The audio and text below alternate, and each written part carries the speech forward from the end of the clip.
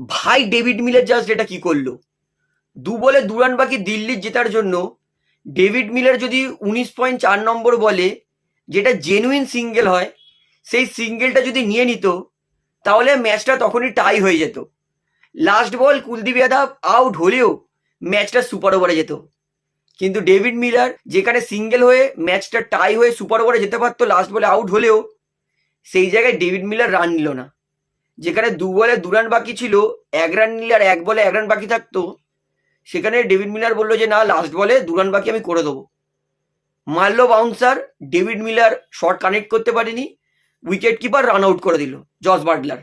এই যে ম্যাচটা ক্লোজ নিয়ে গেছিল ডেভিড মিলারই, 12 বলে 35 রান যখন বাকি ছিল, সেখানে ডেভিড মিলারই মানে একতরফা ভালো বিধ্বংসী মেরে মেরে ডেভিড মিলারই ম্যাচ জেতানো পর্যন্ত নিয়ে চলে গেছিল। ওই একটা মিস্টেকে ডেভিড মিলার, কে এল রাহুল, তাদের এত যে এফর্ট সব নষ্ট হয়ে গেল একটা মিস্টেকে ডেভিড মিলারের। ওই 1 রানটা নিয়ে নিলে ম্যাচ টাই হয়ে যেত, 210 করে দিতে পারতো, যেটা গুজরাট করেছে। লাস্ট বলে বাঁহাতি ব্যাটসম্যান, যা কিছু হতে পারতো, হোয়াইট বলও হতে পারতো, কুলদীপ যাদব ছিল, কুলদীপ ব্যাটে বলও লাগিয়ে দিতে পারতো, কিন্তু ডেভিড মিলার এটা জাস্ট কি করলো ভাই।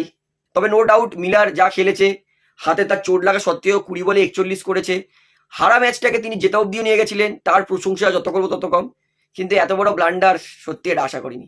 তো বলে রাখি, গুজরাট টাইটেন্স কিন্তু এই সিজনের প্রথম জয় পেয়ে গেছে, তাও আবার মাত্র 1 রানে, তাও আবার বলবো ডেভিড মিলারের ভুলের দোষেই। নয়তো ম্যাচটা সুপার ওভার দেখতে পেতাম, কি জানে কি হতো লাস্ট বলে যদি ওই বলটা রান নিয়ে নিত। তো গুজরাট প্রথম ব্যাটিং করতে নেমেছে 210 রান করে দিয়েছিল, দিল্লির কাছেও একটা সুযোগ ছিল 210 রান করার, কিন্তু দিল্লি করেনি। বলবো নিজের পায়ে কুড়ুল নয়, কুড়ুল রেখে নিজের পা মেরেছে দিল্লি ক্যাপিটালস, যার জন্য সুপার ওভারেও যেতে পারতো ম্যাচ, কিন্তু সেটাও সক্ষম হলো না।